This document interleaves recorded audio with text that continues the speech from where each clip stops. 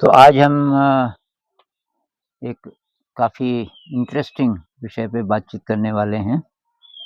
किसी ने कमेंट में पूछा कि ये अलख निरंजन इसका क्या मतलब है? अलख निरंजन। तो ये सुना तो मैंने बहुत बार था, पर इस पे पहली बार ज़रा गहरी रिसर्च की, तो जो लोग नाथ पंथी होते हैं, यानी गुरु गोरखनाथ जी को जो मानते हैं, नाथ पंथी, और ये शैव मत से काफ़ी क्लोज़ हैं, तो ये शिव जी को मानने वाले और ये नाथपंथी लोग, तो ये लोग बहुत बोलते हैं अलख निरंजन। तो ये अलख निरंजन सबसे पहले ये फ्रेज़ यूज़ किया मत्स्येंद्र नाथ ने, जिसको मच्छेंद्र नाथ भी कह देते हैं आम भाषा में, जो कि गोरखनाथ जी के गुरु थे। और ये बात है करीब 11वीं शताब्दी की। तो ये जो मच्छेंद्र नाथ हैं, इनके बारे में एक बहुत इंटरेस्टिंग कहानी है कि इनका ये नाम क्यों पड़ा, क्योंकि मत्स्य का मतलब मछली संस्कृत में। तो कहानी ये कहती है, मेरे ख्याल से सिंबॉलिक होगी। कहानी ये कहती है कि जब ये पैदा हुए, ये मत्स्येंद्र नाथ जी, ज़्यादातर लोग मच्छेंद्र नाथ बोलते हैं, तो मैं भी वही बोलूँगा। तो ज्योतिषियों ने बोला कि ये तो अशुभ है ये बच्चा, ये यहाँ रहेगा तो ये परिवार के लिए अच्छा नहीं। तो कि इस बच्चे को माता-पिता ने समुद्र में फेंक दिया, और जैसे ही समुद्र में फेंका, एक बहुत बड़ी मछली आई और उस मछली ने उसको निगल दिया। तो मछली कोई साधारण नहीं थी, शायद कोई दिव्य मछली थी, और वहाँ ये करीब 12 साल रहे। मच्छेंद्रनाथ वहीं बड़े हुए, वो मछली मतलब देखभाल करती रही, और उसके बाद एक दिन वो मछली समुद्र के एकदम तल पे, कोई दूसरी प्रकार की दुनिया थी, और वहाँ चली गई, और वहाँ की शिव जी पार्वती जी को योग के बारे में, ध्यान के बारे में बता रहे थे, और ये जो मच्छेंद्रनाथ जी ने सब कुछ सुन लिया। सुन लिया तो उसके बाद मछली ने ऊपर आके सुरक्षित स्थान पे उसको बाहर निकाल दिया, और ये तो योगी बन गए थे पहले ही। उसके बाद इनके शिष्य हुए कि गोरखनाथ जी, और तो मच्छेंद्रनाथ जी ने ये जब एक दूसरे को ग्रीट करते थे, इनके जो शिष्य थे और ये खुद, तो ये बोलते थे अलख निरंजन। अ, जैसे, और जैसे कोई हरिओम बोलता है, इस तरीके की, बोले सो निहाल, सत श्री अकाल, सरदार लोग ऐसे बोलते हैं, वैसे ये भी है अलख निरंजन। तो मतलब क्या है इसका? अलख मतलब जिसको देख नहीं सकते, अलक्ष्य लक्ष्य मतलब जिसको आप देख नहीं सकते, वो शक्ति, और निरंजन का मतलब निर्मल, जिस पे कोई दाग नहीं। ऐसी है वो शक्ति, मूल शक्ति, जिससे हम सब बने। तो मतलब ये होगा। तो ये जो ज़्यादा प्रचार-प्रसार इस मत का, जिसको कि नाथ पंथ कहते हैं, वो गोरखनाथ जी ने किया। तो कहते हैं कि गोरखनाथ जी का असर इन संतों पर भी पड़ा जो बाद में आए, संत कबीर, दादू, नानक, जायसी, ये सारे, इन पर बहुत ज़्यादा असर पड़ा इनका। और ऐसा भी कहते हैं कि हठ योग के संस्थापक और प्रचारक वो यही थे, गोरखनाथ जी। हठ योग का यहाँ पे मतलब आसन से नहीं है, योग का मतलब है कि वो जो अंतिम समाधि तक पहुँचना, योग को जिस सेंस में पतंजलि जी यूज़ करते हैं। अ, तो हठ योग क्यों? क्योंकि इन्होंने हर प्रकार की चीज़ें शामिल की। अच्छा, कोई जाति का, धर्म का बंधन नहीं। फिर उन्होंने कहा कि ये आश्रम में रहना भी ज़रूरी नहीं। जहाँ-जहाँ ये नाथ पंथ लोगों के आश्रम होते थे, आप गृहस्थ में भी रह सकते हो, आप सड़क पे भी रह सकते हो, कहीं भी किसी भी वेशभूषा में आप रह सकते हो। एक तो ये, एक उन्होंने कोई धर्म की बाउंड्री नहीं रखी, तो इनके साथ हिंदू भी थे, मुसलमान भी थे, क्योंकि उस समय तक ये मुसलमानों की संख्या भी बढ़ती जा रही थी हमारे देश में। और ये वो टाइम है जबकि ये मुस्लिम इन्वेजन शुरू हो गया था, ये जो मुसलमान लोगों के आक्रमण शुरू हो गए थे। ये मोहम्मद गजनवी है, इनका जो पहला अटैक हुआ भारत पे तो 1001 में हुआ, मतलब 11वीं शताब्दी के बिगिनिंग में हुआ। आपने सुना होगा सोमनाथ के मंदिर पे 17 बार आक्रमण किया, तो ये वो टाइम था। और ये जो नाथ पंथ को कोई पसंद नहीं करते थे, मुसलमान लोग भी शक की नज़र से देखते थे, क्योंकि उसमें हिंदू भी थे, बौद्ध भी थे। तो और जिनको अछूत कहा जाता था उस ज़माने में, वो भी थे। तो ये बचते फिरते थे। और उस समय अब धीरे-धीरे जो मुसलमानों का जो दबदबा है बढ़ता जा रहा था। कई क्षेत्रों में उत्तर भारत में उनका राज्य विस्तृत होता जा रहा था, इसलिए साउथ इंडिया तक भी गए। और इधर से नेपाल, उस ज़माने का जो तिब्बत था, और अफ़गानिस्तान, वहाँ तक भी अभी भी नाथपंथी मिलते हैं। एक मज़े की बात कि अगर आप पूर्वी उत्तर प्रदेश में चले जाएँ, तो वहाँ नाथपंथी मुसलमान लोग आपको मिल जाएँगे, जो कि ये भगोइया रंग के कपड़े पहन के और कुछ गाथाएँ गाते हैं। गाथाएँ रामचंद्र जी की भी हो सकती हैं, कई प्रकार की। उनको भी शक की नज़र से देखते हैं, हिंदू भी, मुसलमान भी। तो गोरखनाथ जी ने एक बहुत बड़ा आंदोलन खड़ा किया उस समय, धार्मिक एकता का। क्योंकि उस समय तक हिंदुइज़्म भी थोड़ा कमज़ोर पड़ गया था, बुद्धिज़्म विकृत हो गया था काफ़ी हद तक। और फिर इधर से जो ये नया धर्म आ गया था, इस्लाम, इन तीनों को मिलाने की बहुत ज़्यादा इन्होंने कोशिश की और ये काफ़ी हद तक सफल हुए। लेकिन फिर ये दूर-दराज के इलाकों में चले जाते थे, थोड़ा-थोड़ा छुप के रहना पड़ता था, बहुत बार आक्रमण का भी सामना करना पड़ता था। तो इन्होंने युद्ध कला भी सीखनी शुरू की, कि भई कोई हमें मारने पे ही तुल जाए तो हम सामना कर सकें।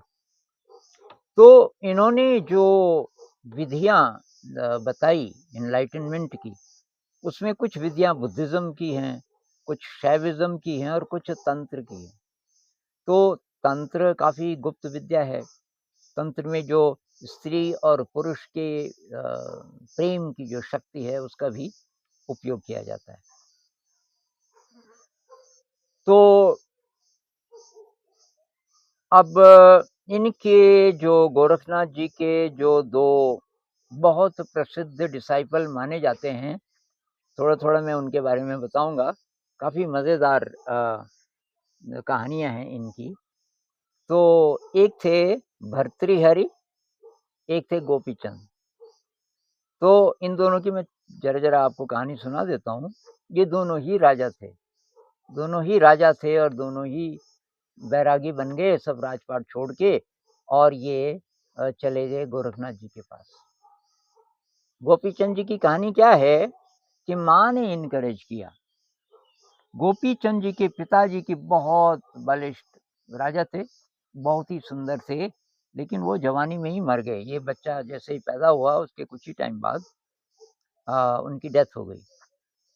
और गोपीचंद जी की माँ बहुत ज़्यादा रिलीजियस थी, बहुत ही ज़्यादा धार्मिक थी, और उनका जीवन का ये मिशन था कि मुझे जहाँ तक हो सके जीते जी थोड़ा झलक पानी है परमात्मा की।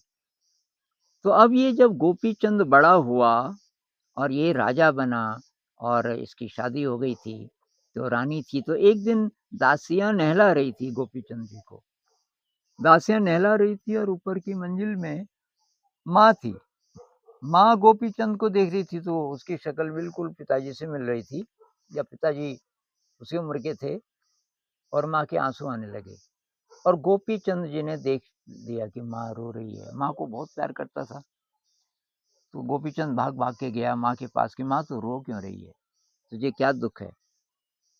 उसने कहा, बेटा तेरे पिताजी भी बिल्कुल तेरी तरह थे, राजा भी थे, लेकिन धार्मिक नहीं थे। क्या पाया उन्होंने? फिर मर गए। कुछ दिन और भी वो रहते, तब भी कुछ होने वाला नहीं था। और अब कि मैं तुझे देख रही हूँ, तू भी उसी रास्ते पे है। राजा है, लेकिन तू भी आमोद प्रमोद में लिप्त है, और तू भी मेरे ख्याल से ऐसे ही मर जाएगा। लेकिन गोपीचंद जी के अंदर कुछ रहा होगा संस्कार। उसने कहा, नहीं माँ, तू बोल, क्या करूं मैं? तो उसने कहा, बेटा अगर तेरे में हिम्मत है तो ये सब छोड़ छाड़ के चला जा। और कि मैंने सुना है गोरखनाथ जी का नाम, बहुत बड़े गुरु हैं, उनके पास चला जा, भिक्षु बन के चला जा, मतलब ये सब छोड़ दे। और उसने माँ की बात मानी, और वो गोपीचंद जी के पास, ये गोरखनाथ जी के पास चले गए गोपीचंद जी, और ध्यान करने लगे, साधना करने लगे। तो गोरखनाथ जी ने परीक्षा लेने के लिए गोपीचंद को बोला, तू अपने ही घर से भिक्षा मांग के ला, अपनी पत्नी से, अपनी माँ से। तो ये गया, तो पत्नी आई, माँ आई, दासियां आई, तो माँ का भी दिल थोड़ा कमजोर होने लगा। सब रोने लगे, कहने लगे कि बेटा तू वापस आ जा अब। माँ ने भी बोला कि उस समय मुझे लगा कि मैं जो बोल रही हूँ ठीक ही बोल रही हूँ, लेकिन बेटा कि तेरे बिना रहना बहुत मुश्किल है। गोपीचंद जी ने बोला कि नहीं, अब तो मैं जिस रास्ते पर हूँ, और आपका बहुत बहुत धन्यवाद माँ कि आपके कारण मेरी जिंदगी सफल हो रही है, मैं तो जा रहा हूँ। तो ये गोपीचंद जी चले गए, और बाद में बहुत बड़े संत बने। इनकी गाथाएं गाते हैं ये लोग, ये जो नाथपंथी हैं, इनकी गाथाएं गाते हैं। उनके पास वो एक तारा या कोई और इंस्ट्रूमेंट होता है, और गाथाएं गाते हैं। तो एक तो ये राजा थे गोपीचंद जी, और एक दूसरे राजा थे भर्तृहरि। थोड़ी मैं उनकी भी कहानी बताता हूँ आपको। तो ये जो गोपीचंद जी थे, ये बंगाल में एक जगह थे रंगपुर, वहां के राजा थे। लेकिन ये जो भर्तृहरि हैं, ये उज्जैन के राजा थे। इनकी कहानी क्या है कि दो पत्नियां थी, और अच्छे राजा थे, अच्छे राजा थे, लेकिन अब राजा थे तो थोड़े से विलासी भी थे।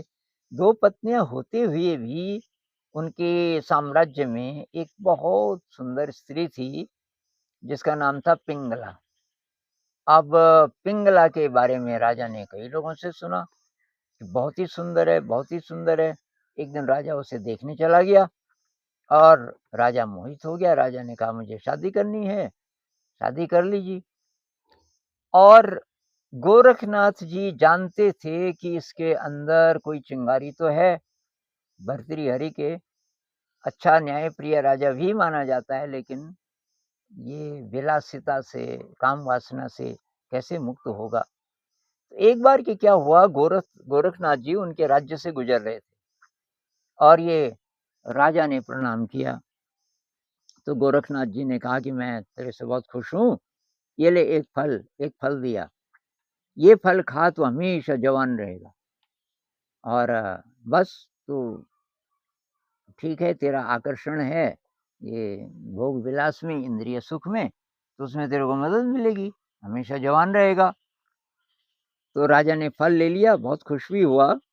लेकिन उसने सोचा कि यार ये फल मैं खुद खाऊं, इसके बजाय मैं इसको दे देता हूँ पिंगला को, जिसको सबसे ज्यादा प्यार करता था। तो उसने पिंगला को फल दे दिया कि इससे तो हमेशा जवान रहेगी। अब पिंगला प्यार करती थी कोतवाल से, तो चुपके से गई, और उसने कोतवाल को बोला कि ये ऐसा फल है जिससे हमेशा इंसान जवान रहता है, और मैं तो तेरे को प्यार करती हूँ, तो ये ले, तो खा ले। कोतवाल ने फल ले लिया।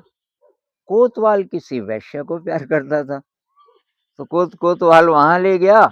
उसने कहा, अगर ये खाएगी वैश्या, ये जवान रहेगी, हमेशा सुंदर रहेगी, तो ये तो बहुत बढ़िया हो जाएगा। उसने वैश्या को बोला कि तू ये फल खा, तो हमेशा सुंदर और जवान रहेगी। वैश्या थोड़ा धार्मिक प्रवृत्ति की थी, वो गलती से यहाँ फंस गई थी। वैश्या ने कहा, इस नरक में रहूंगी मैं, और यहाँ से तो मैं रहना ही नहीं चाहती। मन ही मन में सोचा, फल तो उसने ले लिया था। उसने कहा कि ना, सबसे ज्यादा इसकी जरूरत है राजा को, महाराज जी थोड़ा जवान रहेंगे, अच्छे अच्छे राजा हैं, न्याय का काम करेंगे। तो वो चली गई भर्तृहरि जी के पास उसी फल को लेके कि महाराज ये ऐसा फल है, जादुई फल है, इसको खा के आप हमेशा जवान रहेंगे। भर्तृहरि जी को याद आई उस फल की जो गोरखनाथ जी ने दिया था। उसने कहा ये तो वैसा ही फल है। तो उसने उस वैश्य को बोला कि तेरे पास कहाँ से आया? उसने कहा कि ये कोतवाल ने दिया। तो कोतवाल को बुलवाया, सच बोल नहीं तो मृत्युदंड। कहाँ से मिला? उसने कहा कि आपकी महारानी। कि महारानी ने क्यों दिया? महारानी को बुलाओ। पिंगला को बोला सच बोलेगी तो छोड़ दूंगा, झूठ बोलेगी तो अभी तेरी गर्दन अलग। पिंगला रोने लगी कि मैं इसको प्यार करती हूँ, मैंने दिया। तो उसको वैराग्य हो गया। भर्तृहरि ने सोचा यार ये जिसके लिए मैं पागल हुआ बैठा हूँ वो किसी और को प्यार करती है। सारा राजपाट छोड़ के एकदम व्यथित मन लेके चला गया गोरखनाथ जी के पास। गोरखनाथ जी ने कहा तू यहाँ क्यों आया? तेरे को तो मैंने फल दिया था कि तो हमेशा जवान रहेगा। और रोने लगा। उसने कहा महाराज न समझिए आपने फल भी क्यों दिया, आपको शायद पता था कि तभी मेरी अकल ठिकाने आएगी। महाराज मुझे अब वैराग्य हो गया, ये जिंदगी तो बहुत छोटी है, क्यों ना इसको ध्यान साधना में लगाया जाए।